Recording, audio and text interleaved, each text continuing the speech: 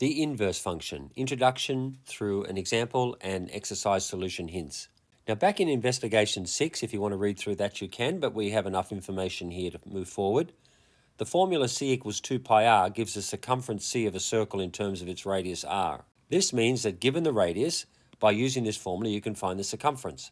The radius is the independent variable and the circumference is the dependent variable.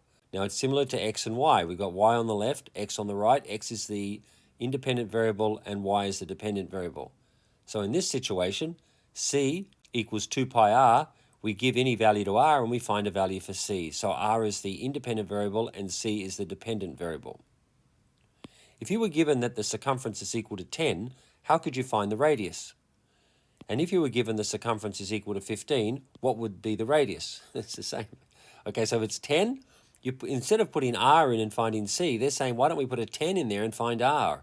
Or put a 15 in there and find r. There is only one circumference for a given radius. Is there only one radius for every circumference? So think about that.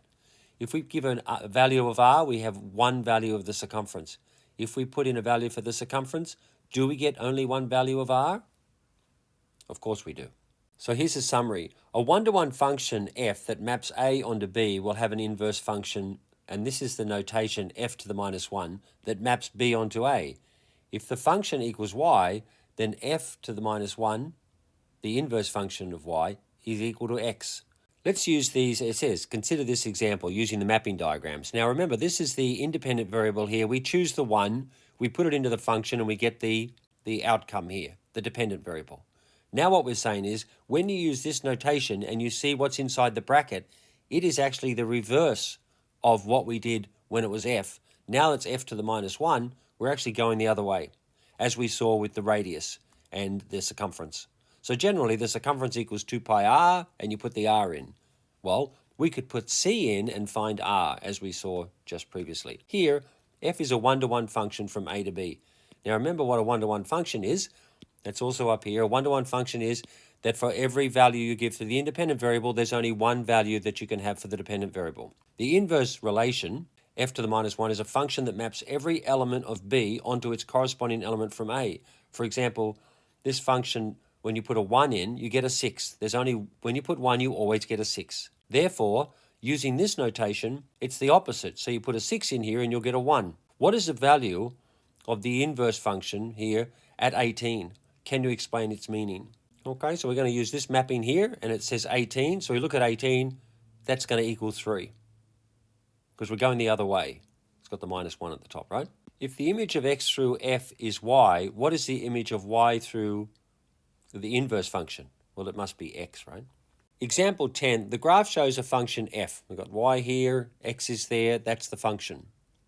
Use the graph to find. So we're just going to interpret from the graph. We don't have the equation of that line, but we don't need it because we're going to just be using the graph. Use the graph to find this. We're very familiar with this notation. That means that x equals 2, what is y?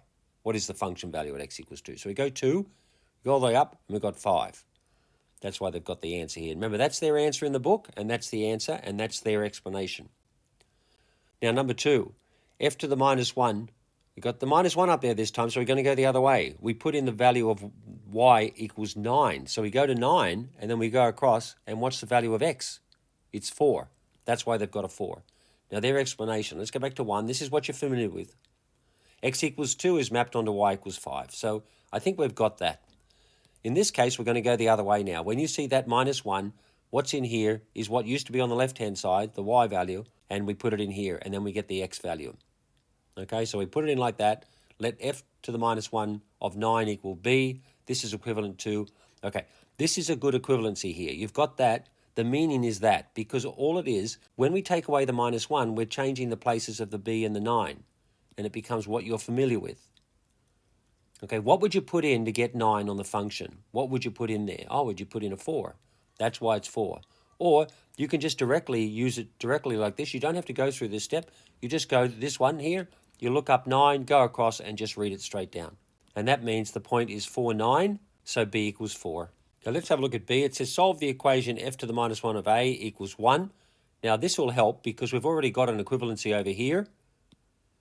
Okay, what they did was when they went from that notation to this notation, they change those positions of the 9 and the b.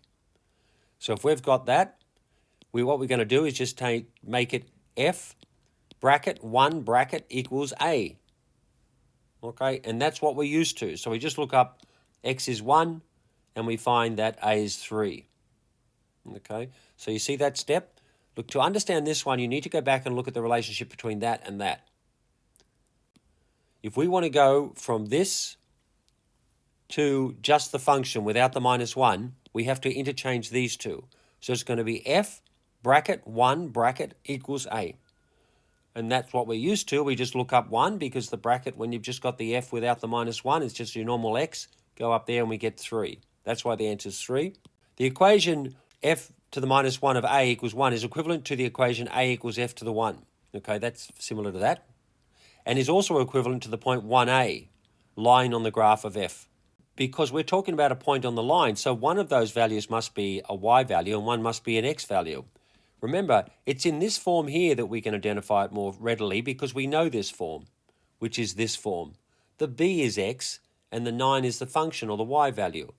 So when we put it into this form, the 1 is x and the y or the function value is a.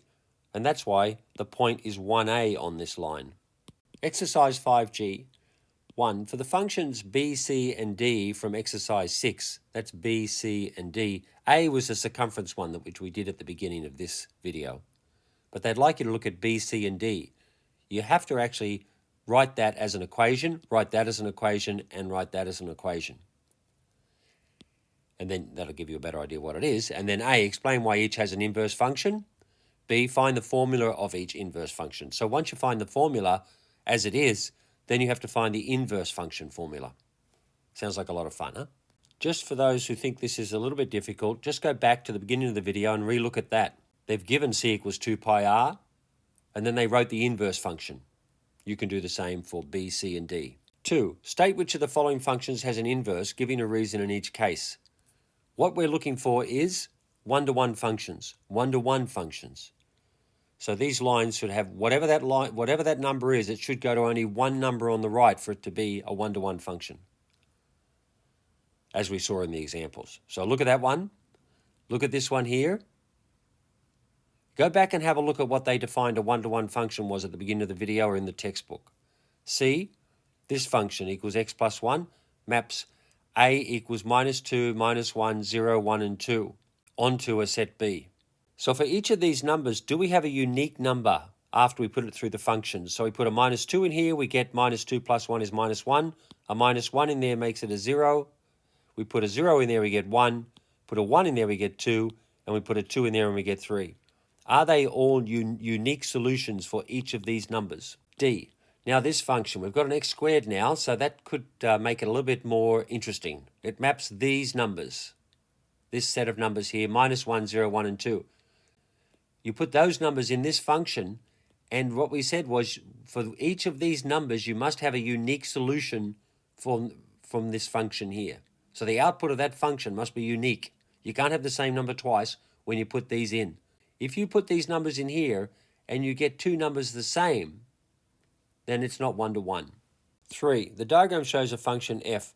A, explain why an inverse function exists. Okay, just go back and see, is it a one-to-one function? That's the first thing. And if it is a one-to-one function, then it does exist. But is that a one-to-one function?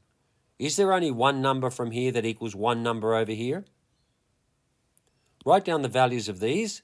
Now remember, when you see it in this usual notation, that's an x. When you see it in this notation, that actually is what you would consider as the y value, the previous y value. And that one. C, construct a mapping diagram for this function, the inverse function of that. Okay, as we saw on the previous pages, you can do the mapping diagram for that. Now have a look at the earlier parts of this video where they actually had the function and they had the inverse function next to each other. The graphs show 4 linear functions. Remember, linear functions, they're straight lines, 4 of them. State which of these are one-to-one functions, giving a reason in each case. B. Describe the difference between a linear function that has an inverse and one that does not. Okay, great investigation, this. Now remember, please think about it yourself. Go back and re-watch the video if you need to. What is the definition of a one-to-one function? That's all they're asking. Which one's a one-to-one? for A, and B, describe the difference between a linear function that has an inverse and one that does not. So go back and have a look at the ones they describe that do have inverses, which are 1 to 1, and these 4 here. 5. The diagram shows the graph of a function f from A to B. Okay, write down the set of A. Okay, when it says from A to B, they're not points. They're actually the sets of numbers. Okay, from the set of numbers of A to the set of numbers of B. So write down the set A. Okay, this is just a function. So think about what you would write there. Go back and have a look at the other examples in the video. It's clearly there. Write down the set B. Now state whether f is a one-to-one function, giving a reason for your answer. D, find, if appropriate, the values of this. Okay, so what they're saying is, if you decide it is a one-to-one function, do D. If you decide it isn't, don't do D. So what do you think it is?